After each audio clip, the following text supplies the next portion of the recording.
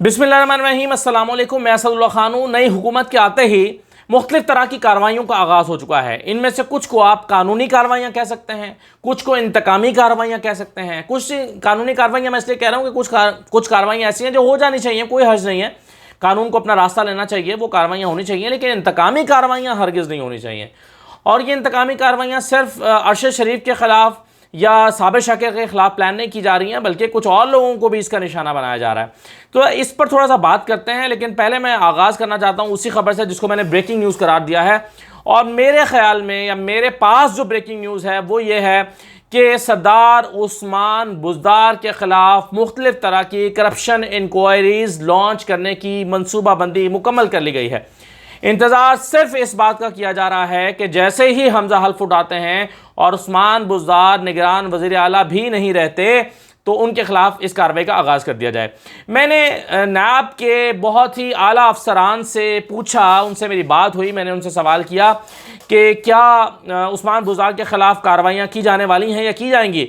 तो उन्होंने इसका जवाब यूँ दिया, उन्होंने कहा कि अगर हमारे पास कागज़ आएंगे और हमें ऑर्डर आएगा कि ये डॉक्यूमेंट्स हैं, इसकी बुनियाद पर कार्रवाई करें, तो हमारी ये जॉब है, हम करने के पाबंद हैं, हम क्यों नहीं करेंगे, हम ज़रूर करेंगे। बल्कि मुझे कहा गया कि जब उस्मान बुज़दार वज़ीर आला थे तो उनके खिलाफ जो है वो इंक्वायरी लॉन्च कर दी गई थी।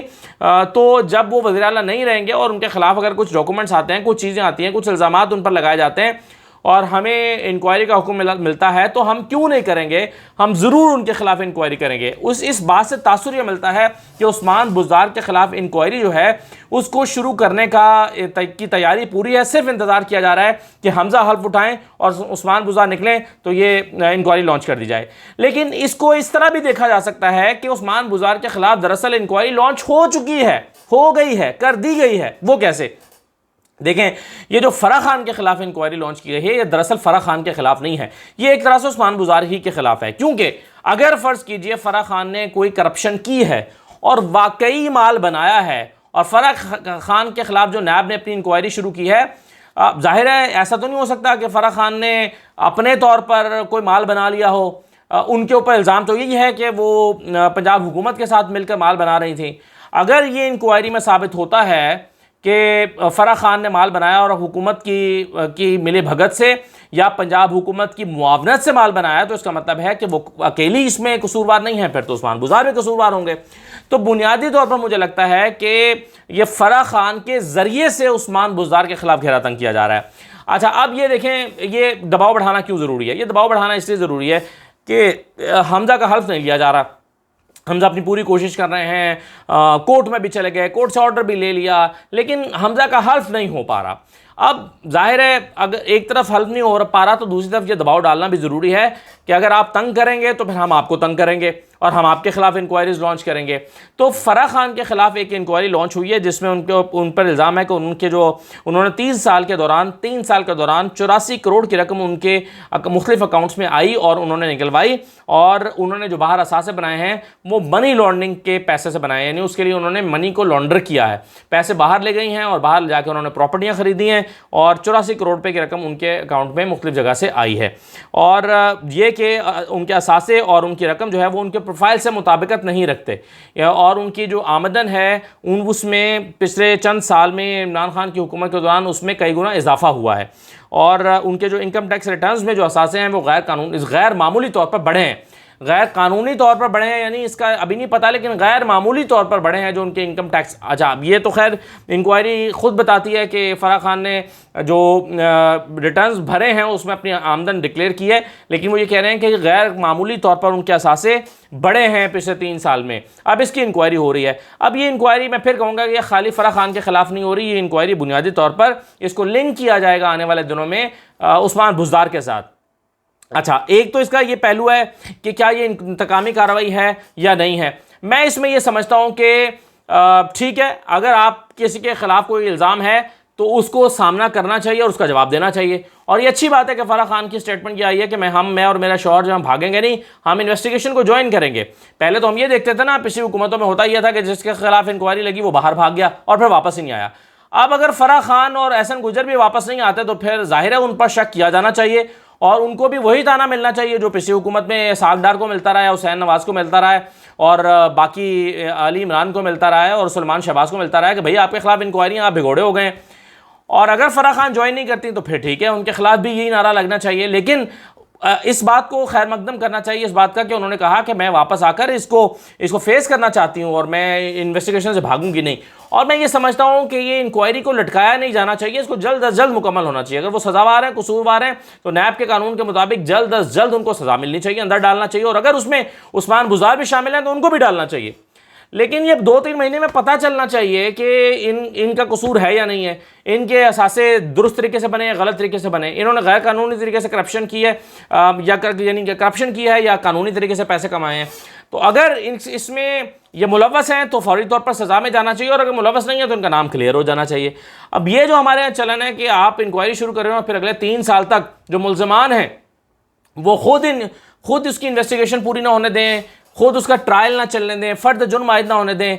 जब कोई मुल्ज़िम इस तरह के हथकंडे इस्तेमाल करता है तो समझ लीजिए कि वो इस मामले की इंक्वायरी नहीं चाहता। अब अगर फराह खान भी वापस नहीं आती या फराह खान आकर अपने ऊपर फर्द जुर्म आयद नहीं होने देती और ट्रायल नहीं, और अगर नहीं होने देंगी तो हम आपको ऐसे ही रिपोर्ट करेंगे जैसे पहले रिपोर्ट करते रहे।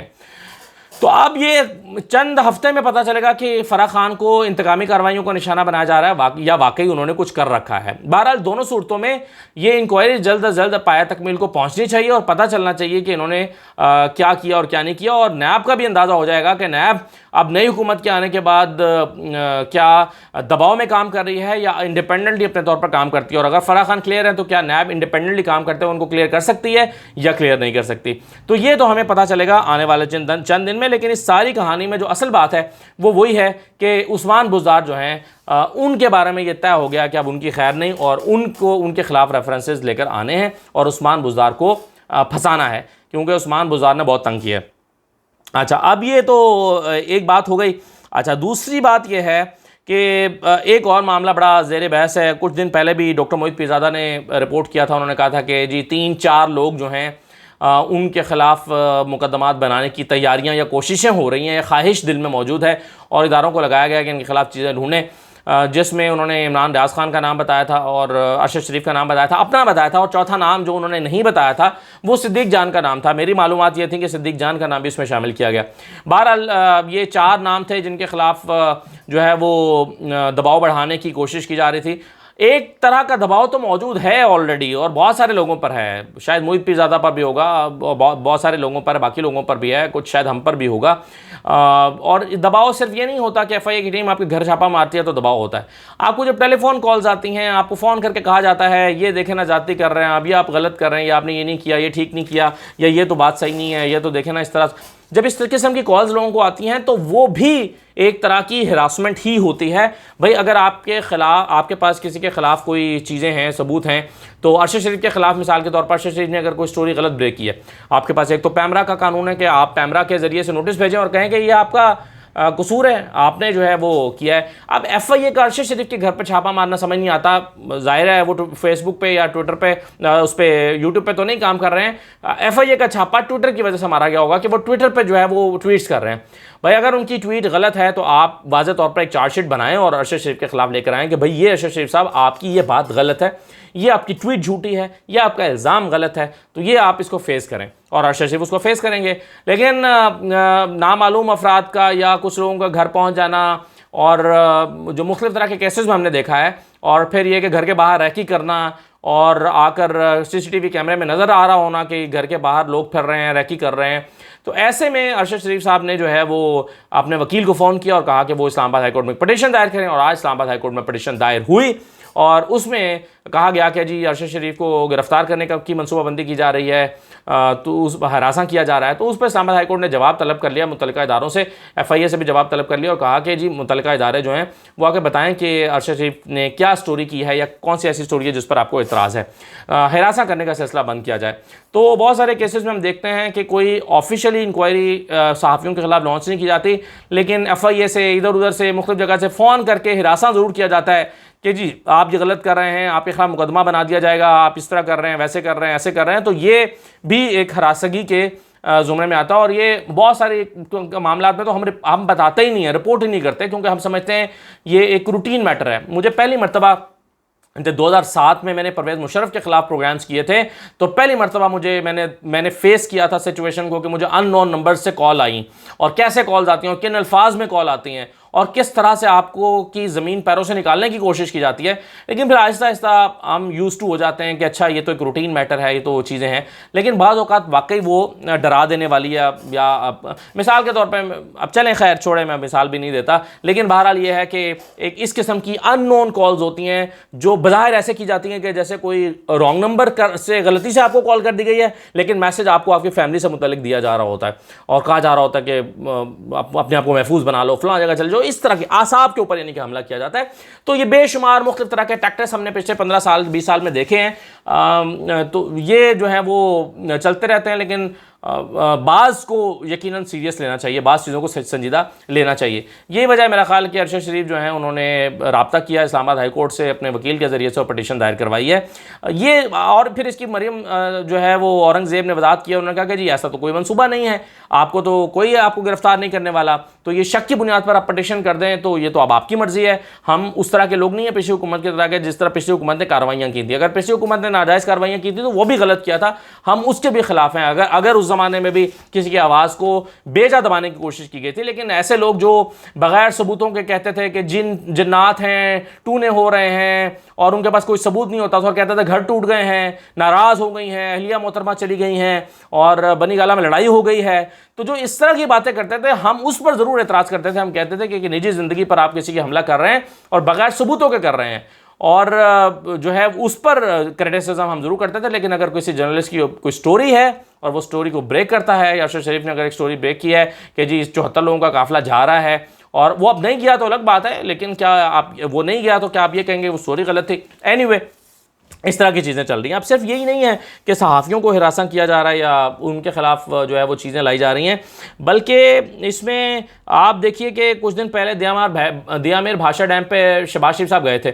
आपको याद होगा कि एक मज़दूर ने या एक अफसर ने या एक अमले के एहलकार ने एक अपने मोबाइल से एक फुटेज बनाई और उसमें बाकी लोगों को था और उसने कहा कि जी जो है वो ये शहबाज शरीफ के ख़िलाफ़ वो बेसिकली सियासी पॉलिटिकल नज़रियात का उन्होंने इजहार ख्याल किया था। तो कुछ दिन के बाद वही शख्स जो है वो एक जलसे में नज़र आया, उसने कहा कि मुझे मेरी नौकरी से निकाल दिया गया और मैं घर जाने के बजाय सीधा जलसे में आ गया हूँ और जद्दोजहद जो है वो इस हुकूमत के ख़िलाफ़ जारी रहेगी।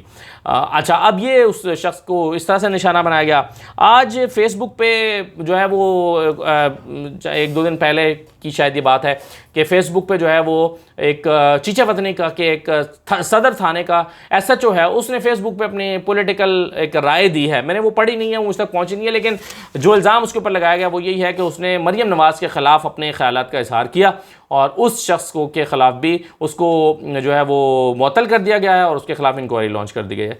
तो इजहार राय की आज़ादी की सूरत हाल ये है असल में, जिसके आप बड़े अलंबरदार हैं। और आप, मुझे याद है कि आप सहाफ़ियों के घर पहुँच जाते थे, असदूर के आप घर पहुंच गए। हालांकि असदूर हमारे दोस्त हैं या हमारे कोलीग हैं और मैं समझता हूं कि उनकी जो जर्नलिज्म है मुझे उस पर बहुत एतराज़ है। कई चीज़ें मैं समझता हूं कि वो ऐसी करते हैं जिसका कोई सर पैर नहीं होता। उस वक्त उन्होंने जब वो की और उनके साथ जो हुआ वो बहुत गलत हुआ, हम उसकी मजम्मत करते हैं। और लेकिन उस वक्त PDM पूरी उनके घर पहुंच गई थी। फिर यहाँ हमारे दोस्त लाहौर के इमरान शफकत वगैरह जो हैं उनके साथ भी खड़ी हो गई। तो भाई यहाँ और आप हमेशा खड़े हुए हैं आज़ादी इजहार के नाम पे कि जी ये इजहार राय की आज़ादी होनी चाहिए। तो ये इजहार राय की आज़ादी नहीं है। अगर एक शख्स फेसबुक पे कोई कमेंट करता है और आप उसको उठा के मुअत्तल कर देते हैं, तो इस पर मेरा ख्याल है चीज़ों को देखना चाहिए। बात लंबी हो गई, इतनी लंबी करने का इरादा नहीं था। बहरहाल इजाज़त दीजिए, अल्लाह हाफ़िज़।